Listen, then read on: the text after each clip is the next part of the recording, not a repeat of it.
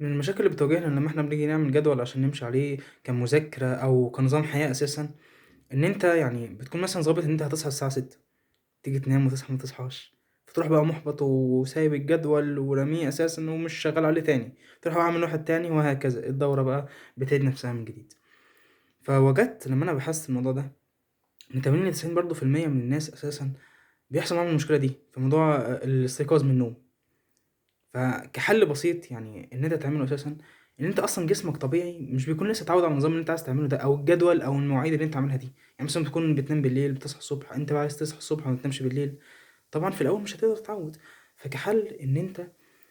تكتب حاجات يعني بلاش تحددها كمواعيد يعني، تقول مثلًا أول ما أصحى هاعمل كذا، تاني بعديها كذا، كذا، كذا، بس. فأنت مثلًا بدل بقى ما أنت تيجي تضبط ساعة فما تصحاش فتزعل، فتروح برضه داخل مش هاعمل حاجة وتيجي تعمل جدول جديد فتزعل، هي دي الدورة يعني. كحل بسيط إن أنت تكتب أنا هاصحى أعمل كذا، بعدين كذا، كذا، كذا، كذا، إلى نهاية الجدول وتمشي عليها. أول ما تصحى تبدأ بأول حاجة وبعدين تنهي آخر حاجة وبس. ما تنساش إن أنت يعني ربنا معاك، فما تحملش هَم ولا تقلق من أي حاجة، وصلِ على النبي عليه أفضل الصلاة وأزكى السلام.